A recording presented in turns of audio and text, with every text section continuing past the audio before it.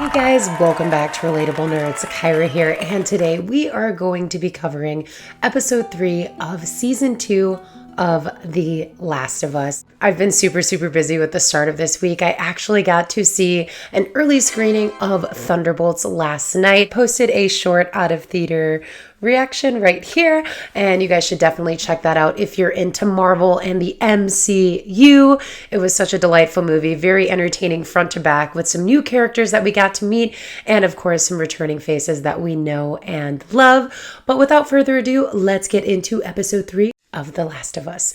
Now, episode 2 left us absolutely devastated. We saw the death of one of our favorite characters, Joel Miller, in such a horrific and traumatizing way. Not only that, but Ellie witnessed the entire death. And while this was all going on, there was a huge battle in the town of Jackson with the infected, breaking through the wall of Jackson. There was infected, there was clickers, there was bloaters. It was absolutely insane, going back and forth from certain traumatic events happening at the same time. The entire episode was just one big anxiety attack. And now we are left to pick up the pieces from the devastation of episode 2. This episode starts off pretty heavy. We see a room full of all of the dead from the Battle of Jackson, as well as focusing on one particular person's body, which of course is Joel's. We know this from the watch he has, the watch he wears on his wrist, which, fun fact, I guess it's not really fun, but the watch that Joel wears the night his daughter died, it was actually hit by a stray bullet and it stopped right at that time, and he's never taken it off since. Tommy is washing Joel's body, and he delivers one line that absolutely wrecked me, and he says, "Give Sarah my love." And Sarah is, of course, Joel's now deceased daughter. She died in episode 1 from season 1 of The Last of Us, and that was just a huge catalyst for the way Joel is, the way he handled himself up until before he met Ellie. Definitely sees elements of Sarah and Ellie. She definitely brought back out the fatherly instincts in him. We know in our deepest heart of hearts that Joel is reunited with Sarah finally. Ellie is also in the hospital at this moment, recovering. She wakes up screaming. Obviously, she just went through so much trauma, so she's still trying to cope with all of that. And she ends up having to stay in the hospital for 3 months. We have a bit of a time jump to 3 months into the springtime. Ellie is released from the hospital, and she heads immediately back to Joel's home, and she starts going through his closet, his room, his stuff, and you get to see little pieces of Joel that obviously make Ellie overcome with emotion. She loses herself in this up until we hear someone knock and say hello, and that, of course, is her BFF, Dina. So Dina actually brought cookies to Ellie as a peace offering, and she doesn't only come with cookies, she comes bringing very important intel.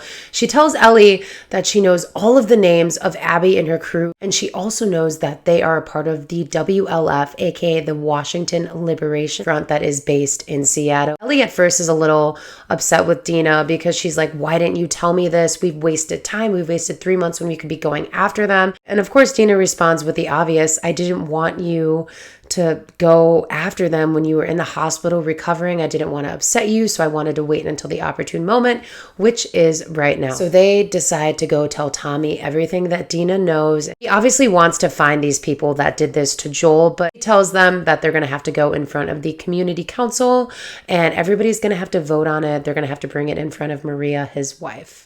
Of course, this is an open council, so people in the community can speak and give their own perspectives and point of view. One woman specifically says she loves Joel, and they all really cared and loved for Joel, but at the current time, it's not really a smart idea to send 16 of their strongest men and women out to go find Joel's murderers when somebody needs to stay home at the front in Jackson to protect the inhabitants of the city, which is totally a fair point because they are in the middle of rebuilding the city still. Another man says that revenge is not the answer. Revenge just hurts everybody around you, not only yourself. This is going to be a theme throughout the rest of the series, and it is in the game as well. Ellie is going to be hungry for this revenge. We then see Seth, who was the man from episode 1 who called out Ellie and Dina for kissing at the New Year's Eve party. We see him actually speak up and stand up for Ellie, and he says that they should go after the murderers of Joel, like it's only right. He kind of calls the community a little weak that they're not wanting to band together and do this for one of their own. And then Ellie, of course, reads her proposition, and she actually goes on record to say that this isn't about revenge. It's about seeking justice and delivering justice, which is what the council is all about. Fair point, but we all know you just really want revenge, Ellie, and that's totally fine. I get why she wanted to word it in this way, just so she could get people to maybe vote with her on this. The council votes, and they end up overwhelmingly vote against going to find Joel's murderers by a large amount. I feel like most of those answers were no's, but this is not going to stop her. She already has a plan. She goes home immediately and starts to pack up and gets ready to leave that night.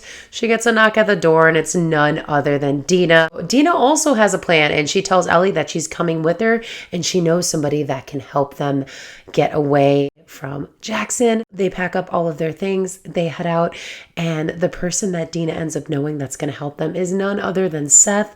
Seth has prepared a horse for them with 2 weeks of food supplies. He's given them a new rifle, and he's just really set them up for success for their first couple of weeks out there. This is going to be a long travel route for them from Wyoming to Seattle by horse. That's not going to happen overnight, so they really do have to be prepared here, and Seth helps him do that. He helps him sneak away as well. Obviously, Ellie's a little upset at Seth still for the way he treated both of them at the New Year's Eve event. It was nice to see them have some closure and shake on it and look past their differences and move forward to strive to find Joel's murderers. And Ellie and Dina set off for Seattle. Remember, nobody knows that they're going but Dina, Ellie, and Seth. Tommy probably has an idea. Maria probably has an idea, but nobody at this moment knows. Initially, right after leaving, they visit Joel's gravesite. This was quite literally stunning cinematography. There was mountains in the back. The sun was setting. We saw Joel's headstone, and Ellie brought him some coffee beans and laid them out and put her hand over his grave. And it was just a beautiful, touching moment of not necessarily closure, but just Ellie letting him know that, hey, like, I'm going to do this for you. She hadn't been to Joel's gravesite by that point. Remember, she had been in the hospital for 3 months, and it was the first time she got to see him, so to say, post-death. So a very emotional moment, but it was good that she got to say goodbye before they set out on their journey, and then they are off. So now we jump to a completely different scene, and we meet a new group of people called the Seraphites, or known as the Scars.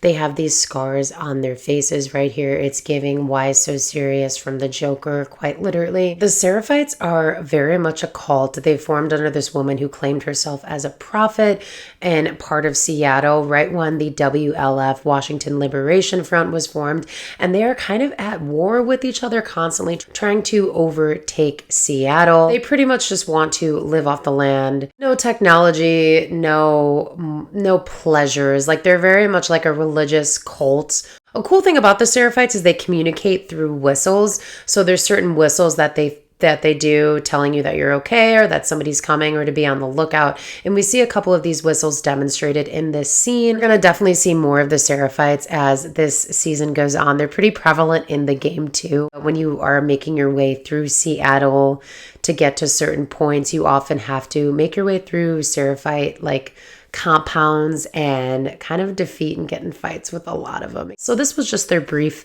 introduction.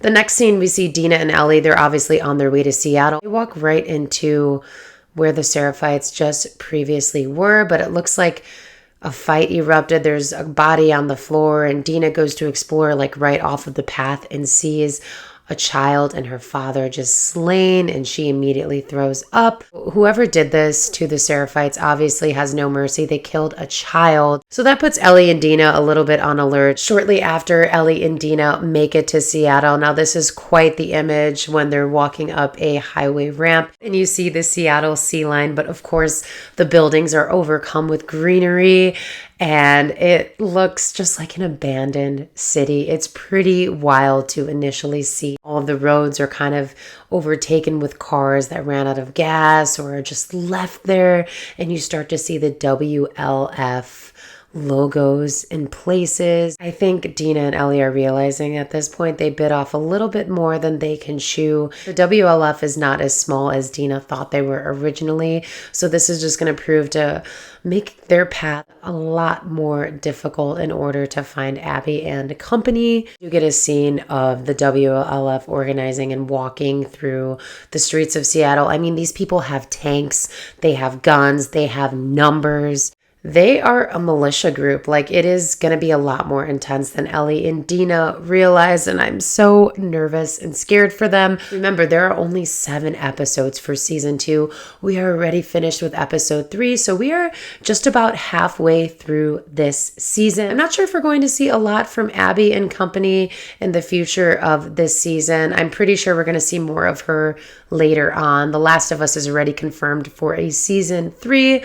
Not trying to give away too many spoilers, but I think Abby will be very prevalent in season 3. There were a couple changes from this episode from the game. One being initially right after Joel's death, Tommy doesn't even wait. He doesn't go in front of a board. He leaves right away to go try to find Joel's murderers, and he doesn't say anything to anybody. He just heads out on his own. Dina, Jesse, and Ellie end up following him together to try to find him, and obviously they're a couple days behind, but that's kind of one of the main differences. Instead of Ellie and Dina waiting 3 months, they go right away. Yeah, there's no 3-month gap at all either. I really like the fact that Tommy went after Joel's murderers in the game. That made the most sense to me, but he does have a family in Jackson, and that makes sense in this series for him to stay and try to protect the city. So I get why Tommy is doing what Tommy is doing. He can't desert his wife and his kid. Will Tommy go after Ellie and Dina? Will Jesse join up with them at some point? There is so much up in the air, and obviously there are always some changes from the game to the series. So I'm not sure what is going to happen in terms of those situations with the rest of this season. I think there is room for so much craziness that is about to unfold. This episode 3 kind of served as a more calm episode, a precursor to everything that is about to go down in Seattle. Thanks again, you guys, for tuning into all of my breakdowns. I hope you stick around for episode 4 and the rest of season 2.